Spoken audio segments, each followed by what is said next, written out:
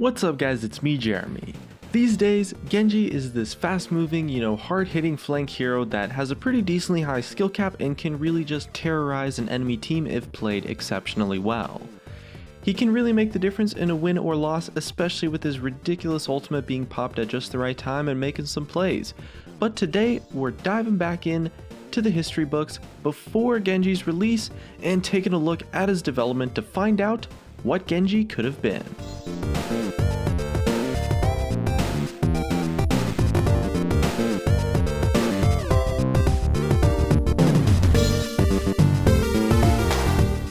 So way back in the early development phase, before the Friends and Family Alpha phase was released to Overwatch, the dev team was trying to figure out this character that went by the name of the Omniblade.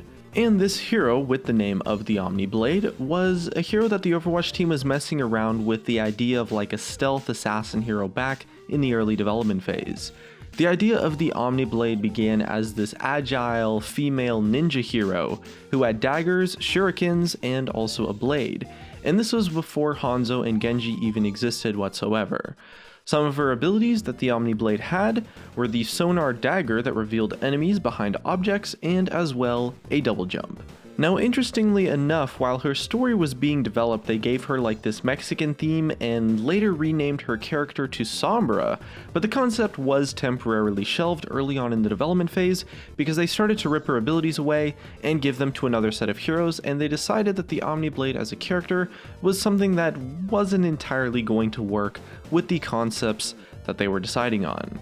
And so that version of the Omniblade, codename of Sombra, actually was transformed and later renamed into the character of Hanzo. Yes, this is a video about Genji though, so we're getting there. The original Hanzo hero in this instance was a cyborg ninja concept that had both a blade and a bow as a weapon. Blizzard figured out that the concept was very overpowered soon enough after doing some playtests with the kits and the abilities, and so they actually split this version of the Omniblade, of Sombra, of Hanzo, whatever you want to call it. They split that hero into two separate heroes altogether. Of course, the Shimada brothers. So now we have Hanzo and Genji that were created out of that one concept, and the developers needed to fill both of their kits obviously, so they further stripped the single Hanzo hero down into two workable sets of abilities which are kind of close to what we have now. Hanzo with the bow, and then Genji with the blade and the shurikens, and they actually ended up scrapping the daggers because they were a little bit redundant and they kind of didn't really make sense thematically with Genji as a character. Now that the heroes were finally on two separate paths and separated from that original Omniblade concept, it was time to figure out exactly how they were going to do this whole sort of cyborg ninja type character.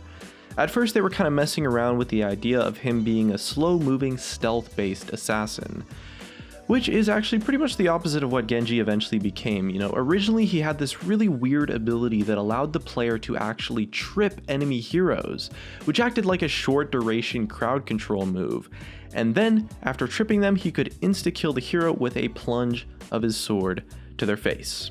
So essentially the way he played as a character, you'd be blasting away whatever and like doing some random stuff, and then all of a sudden Genji out of nowhere just pops out of stealth, he trips you flat on your back, and then he just kills you instantly using his sword, presumably returning to stealth afterwards. Now you can kind of see why Blizzard decided that a hero like this wasn't going to be very fun to play against and generally just didn't really have a place in Overwatch, apart from the fact that it was also just ridiculously overpowered as well.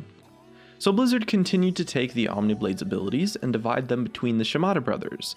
Genji of course got the double jump effect, shuriken throwing set along with some blade play in his ultimate, and the devs tossed in a deflect and some extreme mobility to fit a lot better with the ninja sort of theme and the fast pace of Overwatch in general, and of course that pops out the Genji that we all know and love.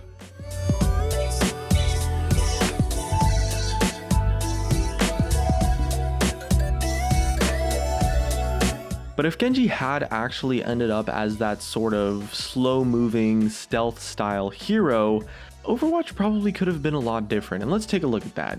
I mean, even if that design could have worked, you know, the first thing that kind of comes to mind is maybe like an old school rogue design from World of Warcraft. You know, essentially you have like a set of backstab and bleed sort of moves, and then you just stealth up behind someone and just stab at them, albeit a little bit slowly when you're in stealth. Maybe some inspiration was definitely taken from the World of Warcraft rogue class, probably at least in the design of that character.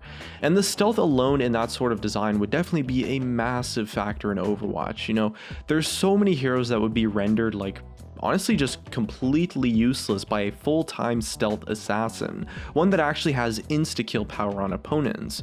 You know, just think of like someone like Bastion. You know, Bastion's meant to be like this stationary point defense and be like a very primary damage source, but even if you just set him up on an awesome spot on the map, you would pretty much just end up spinning around all the time, hoping to not get wrecked by an enemy Genji.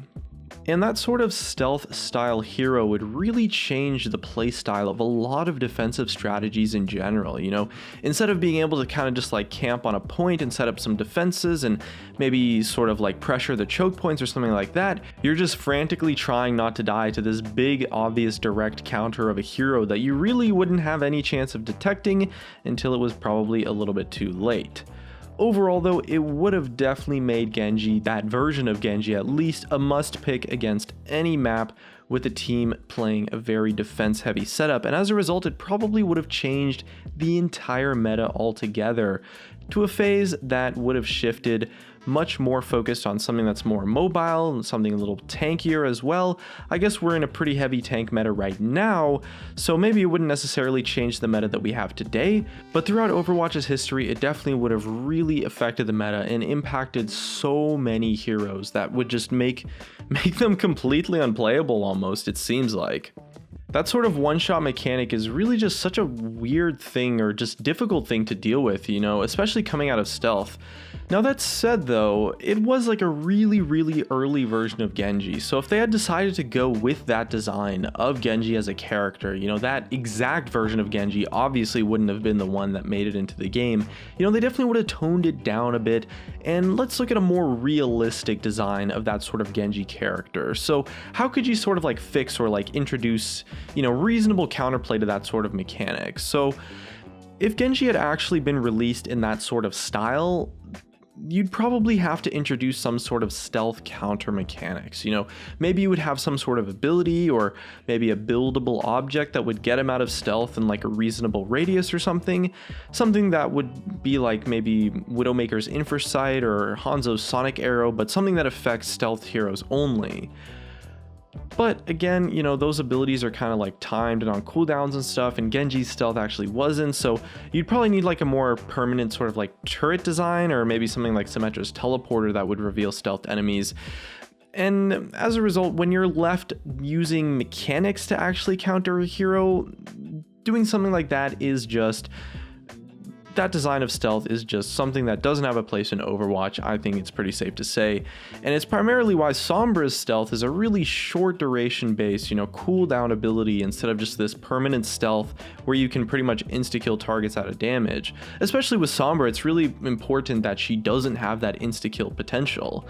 The Genji design of stealth was honestly just way too hard to counter.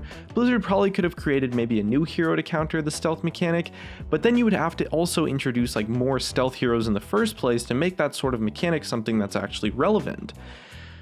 Maybe you could introduce like a builder hero with like detection structures, or like a builder support style hero, or maybe a support hero with the ability to put anti-stealth auras or something like that. But again, you still kind of run into the one use issue that's only built to counter one thing, and that sort of design just isn't really fun to play with for anyone. Either way though, I gotta admit, you know, Genji actually went through some pretty crazy design cycles overall. So what do you guys think about the old Genji's design?